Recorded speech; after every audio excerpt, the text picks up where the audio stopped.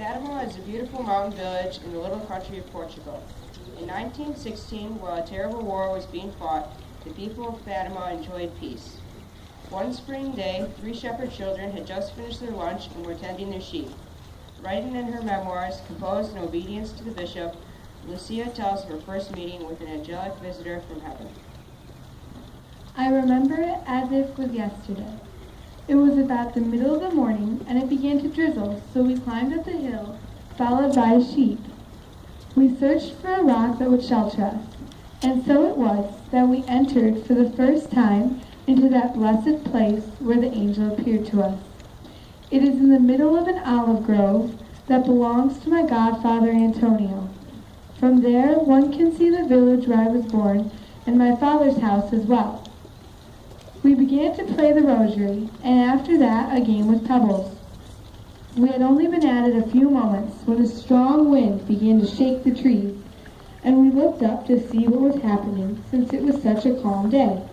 We began to see in the distance, above the trees that stretched to the east, a light whiter than snow in the form of a young man.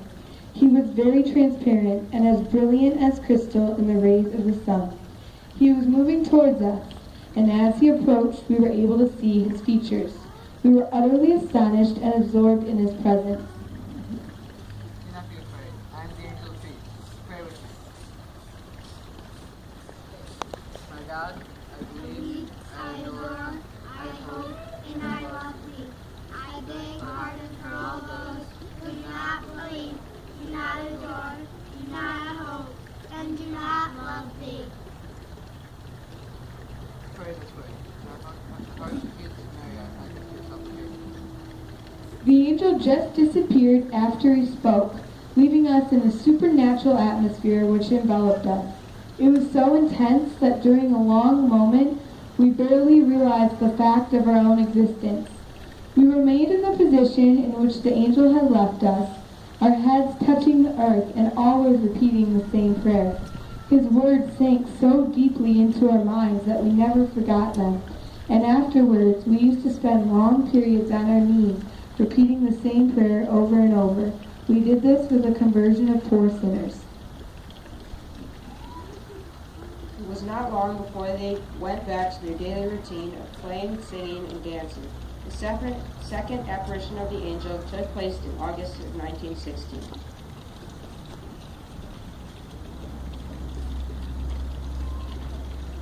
We were playing near the well behind my home.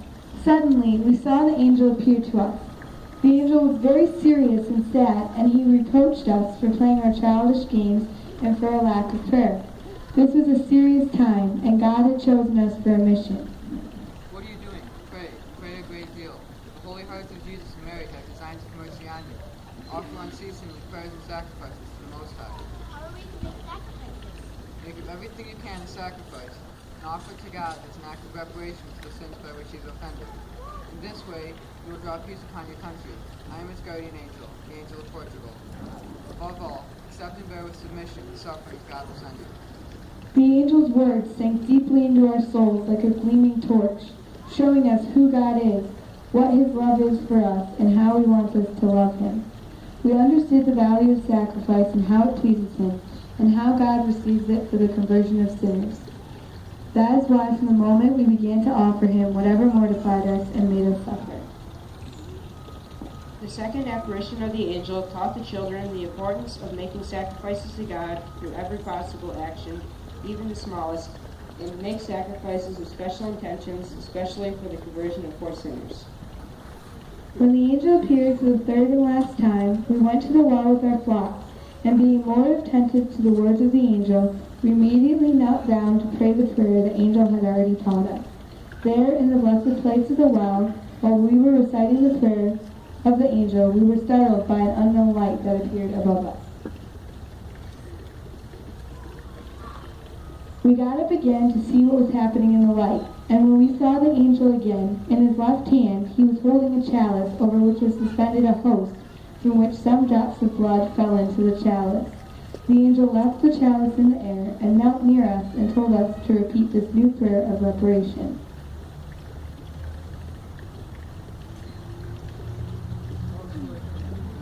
Father,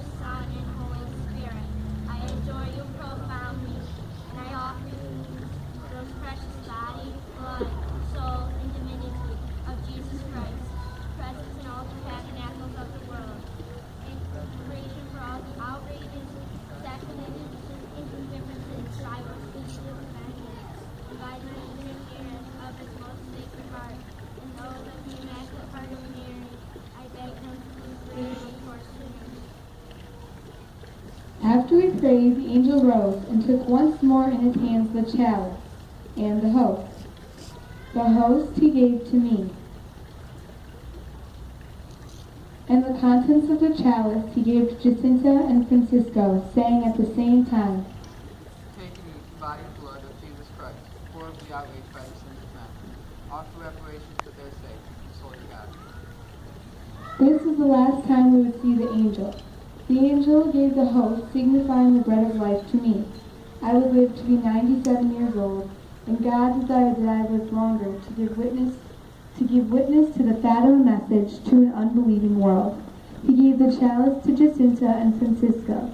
The chalice was the cup of suffering, and by it foretold their early death. We offered all our sufferings for the conversion of poor sinners and to console the hidden Jesus in the Blessed Sacrament. Through the angel, the three little shepherd children were catechized in prayer on the value of reparative suffering and in the doctrine of the Holy Eucharist. The angel brought Jesus in the Blessed Sacrament to strengthen them with a mission from God and to pave the way for the Mother of God to help them through the prayer of the Rosary to fulfill their mission in a heroic manner. Our Lady appeared to us about 8 months later on a warm spring day in May, while we decided to pasture our sheep in a hilly depression owned by my father and known as the Cova de Ira or the Cova Irene. It was here, with one exception, that the Blessed Virgin Mary always appeared to us. After our lunch about noon, we decided to pray a rosary, although very poorly as children sometimes do. We said only the first words of each prayer and were soon startled by lightning in a clear sky. Look at the lightning. Hurry, let's get the sheep and go home. The children thought that a storm might be near. They began to go down the slope, driving the sheep towards the road, and were surprised by another strange light.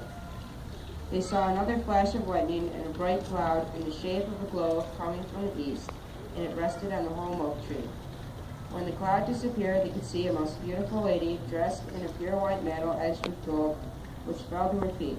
She's shining brighter than the sun, giving out rays of clear and intense light, just like a crystal goblet full of pure water when the fiery sun passes through it. A rosary hung from her folded hands. The beads of a rosary shone like stars, with the crucifix being the most radiant gem of all.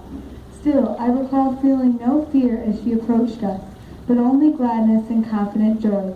We found ourselves in the light that encircled and radiated from her. Do not be afraid. Do not be afraid. I will not harm you. Where do you come from and what do you want from us? I am your cousin. I have come to ask you to come here for 6 months in succession on the 13th day of December. At the end, I will tell you who I am and what I want. Afterwards, I shall return here suddenly. Shall I go to heaven? Yes, you will. And Jacinta? She will go too. And Francesco? Francesco will also, but first you will have many rosaries.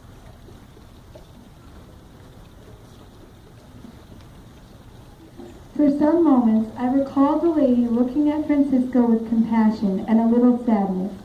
Francisco, throughout all the apparitions of the angel and Our Lady, would see everything, but could never hear what was being said. He could not learn what was spoken until the following day when we were able to tell him. After this, I remembered some friends who had died, so I asked the lady about them. And Amelia? She is in purgatory to the end of the world. Are you willing to offer yourself up to God and all the troubles He sends you? In atonement for all the sins that have happened and for obtaining redemption of sinners? Yes, we will. We will. Then you will have a great deal to suffer with the grace of God and the grace of His As the lady pronounced these words, she opened her hands, and we were bathed in the heavenly light that appeared to come from her hands. The light's reality cut into our hearts and our souls. We knew somehow that this light was God, and we could see ourselves embraced in it. By an interior impulse of grace, we fell to our knees, repeating in our hearts this prayer. Holy Trinity, I adore you, my God, I love you, my God. Pray the rosary every day, for the peace of the world and life. After that, the lady began to rise slowly in the direction of the east until she finally disappeared in the distance. I cautioned Jacinta and Francisco to keep the lady a secret, perceiving the difficulties we would experience if the events became known. I would quickly learn what the lady meant when she said we would have much to suffer, because the joy of Jacinta could not be contained, and she rather promptly forgot her promise and revealed all to her mother, who patiently listened but gave it little thought. The next few weeks would reveal that the children had a few believers and many detractors. Lucia's father, brothers and sisters piped in with their questions and jokes. Only Jacinta's father, Taimano, was inclined to immediately accept the tale as true. He believed in the honesty of his children and had a simple appreciation for the workings of God, such that he became the first believer in the apparitions of Fatima. Lucia's father, who was not especially religious, attributed all to the fancies of women. My mother, however, accused me of lying and was not able to get me to say I did not see the lady. In utter frustration, my mother finally escorted me to the church and presented the affair to the parish priest. I told my mother in front of the priest that it would indeed be a lie for me if I said I did not see her. We offered our sufferings that followed the apparitions of the lady to God as the angel taught us. We consoled ourselves in the memory of her visit, recalling her great beauty and her promise to return again on the 13th of next month. This kept us in peace in spite of the sufferings while we awaited her next visit in June. Blessed Jacinta and Francisco were beatified on May 13th during the Great Jubilee year 2000 by St. John Paul II. The providence of God placed these children before the whole church as an example to the faithful. We can and should imitate the children in making sacrifices for poor sinners if we want to live out the message of Fatima in our own lives. In the Old Testament book of Isaiah, chapter 11, verse 6, it ends with the phrase, "And a little child shall lead them." Let's follow the example of these little shepherds.